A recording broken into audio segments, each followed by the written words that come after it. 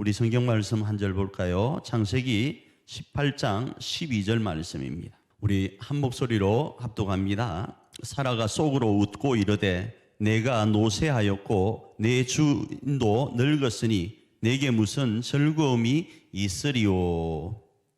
제가 오늘 이 말씀을 가지고 조소를 희소로 이렇게 제목을 정하고 잠시 말씀을 나눠보길 원합니다. 우리가 지금 조화를 통하여서 창세기 12장부터 계속 진행해 나가는데 이번 주 말씀이 18장 말씀도 포함되어 있었죠. 그래서 그 중에서 웃음에 대한 이야기를 조금 하려고 합니다. 웃음은 여러 종류가 있습니다. 여러 종류가 있는데 오늘은 두 가지 웃음만 이야기를 하려고 해요.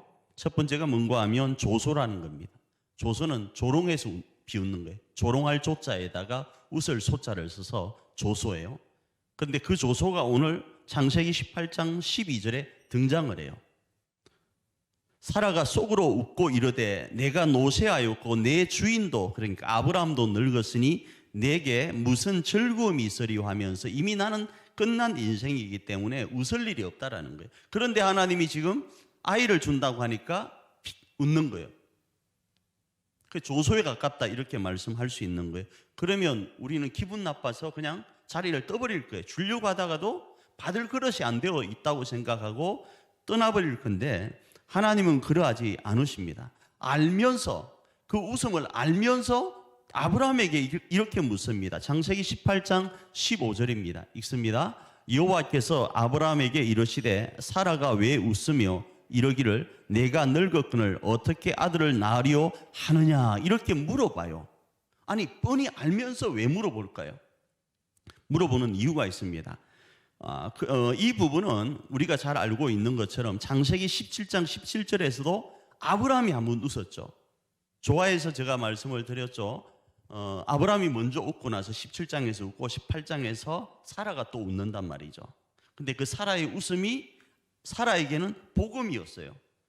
여인에게는 아이를 낳지 못하면 그 당시에는 엄청난 그 어떤 우리나라의 칠거지약보다 더 했을 수 있습니다. 왜 그런가 하면 318명의 군대를 데리고 전쟁을 할 때도 아들이 있어야 되고, 그래서 성경에 이런 거 있잖아요. 장사의 수중에 하살과 같은 게 자녀의 복이었거든요. 그런데 자기에게는 자녀가 없는 거예요. 우리가 또 아는 사람 한 사람 있잖아요. 나중에 야곱에게 누가 있죠? 야곱에게는 12명의 아들이 있는데 처음에 레아와 라헬이 이 아이 문제로 얼마나 분쟁을 일으키는지 몰라요. 또 알고 있는 분 중에 하나가 한나입니다. 한나가 얼마나 아이에 대한 애절함이 있었으면 기도하는데 소리가 안 났잖아요. 그리고 사무엘을 낳잖아요. 그죠?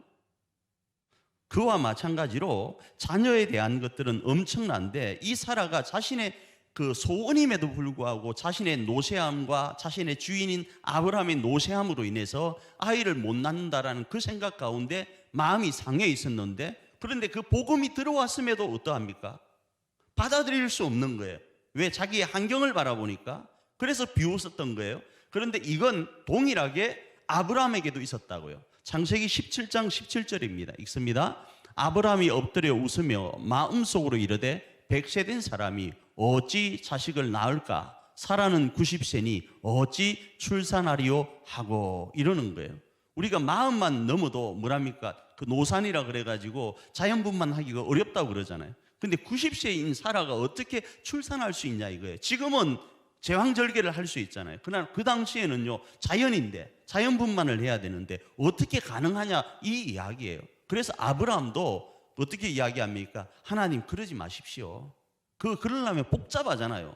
복잡하니까 그냥 하나님이 나에게 주신 내 장자 누구요? 이스마엘이 있으니까 그 이스마엘을 내 후사로 세워서 갈랍니다. 그러니까 그러지 마십시오 하고 하나님 앞에 거절합니다. 그래서 지금 아브라함에게 묻는 거예요. 야 아브라함아, 사라가 웃었지? 야 조금 전에 웃었지? 그건 뭐예요? 너가 지난번에 웃었지? 너하고 똑같지? 이걸 기억하게 하는 거예요. 그리고 하나님이 너 웃었으니까 땡, 아들 안 줘, 나 삐졌어, 이러면 우리 입장인데 저 입장일 수 있잖아요. 그런데 하나님은 그렇게 하시고 나서 이 조소를 뭐요? 희소로 바꾼다. 기쁨의 웃음으로 바꾸어 주는데 그 기쁨의 이름이 뭐죠? 이삭인 거예요. 이 부분은 창세기 18장 14절에서도 나오지만 먼저 창세기 18장 15절 읽습니다. 창세기 18장 15절 시작. 사라가 두려워서 부인하여 이르되 내가 웃지 아니하였나이다. 이러시되 아니라 네가 웃었느니라. 웃지 않았다고 한 이유는 자기 속에 있는 복음은 이건데 그럴 수 없는 자신의 환경 때문에 그냥 자연적으로 일어난 거예요. 어떻게 계획하고 일어난 게 아니고 자연적으로 일어난 어떤 생리현상과 같은 웃음이었단 말이죠. 그런데 그걸 하나님이 지적하니까 그 복음의 내용을 받아들여야 되는 거예요. 그 하나님을 두렵게 받을 수밖에 없는 거예요. 그래서 자신을 변명하는데 이 변명의 모습들은 아담과 하와 때도 등장합니다. 그리고 나서 뭡니까? 하나님께서 18장 14절입니다. 읽습니다. 여호와께서 능하지 못한 일이 있겠느냐? 기한이 이럴 때에 내가 네게로 돌아오리니 사라에게 아들이 있으리라 하면서 네가 웃었다. 그 이야기를 하는 거예요. 나는 능치 못함이 없다 이거예요. 그러니까 이 복음을 받아들이라는 거예요. 이 부분이 조금 전에 말씀드린 것처럼 아브라함에게 물어보면서 아브라함으로 옛날에 그 고백을 했던 사라 이전에 하나님 앞에 웃었던 그걸 기억하게 하셨던 거예요. 그리고 반드시 너는 조소로 나에게 다가왔지만 나는 희소로 너에게 돌려주겠다고 하시는 하나님의 음성을 기억하게 하는 거예요. 그래서 계속적으로 이제 이삭을 보게 되면 어떤 게 떠오르겠습니까? 이삭이라는 이름이 나중에 다루겠지만 이삭이라는 이름이 웃음이라는 뜻이기 때문에 그 이삭을 보고 이삭을 부를 때마다 어떤 생각이 들겠어요?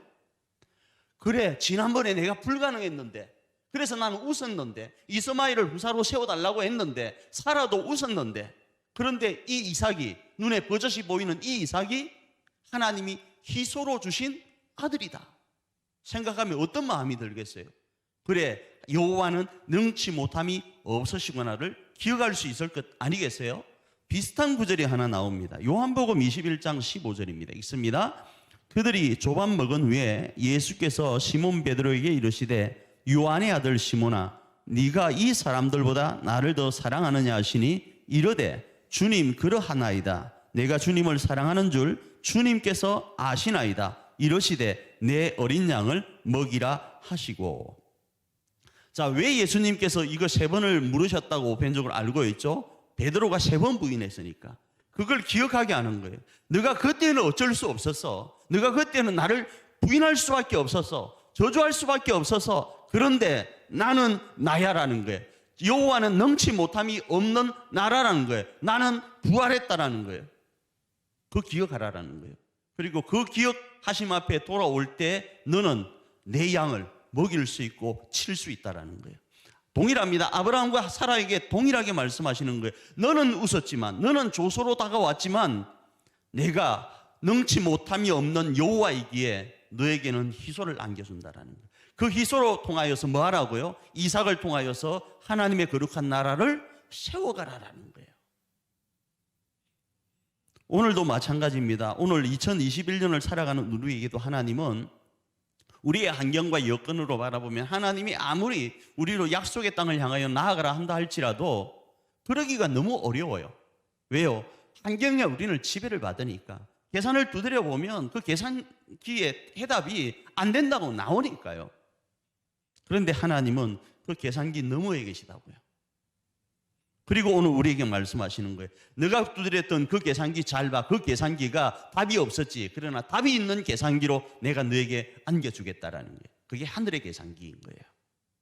이 한 시간 그 하나님을 바라보면서 우리의 가정과 교회를 2021년 세워가기를 원합니다.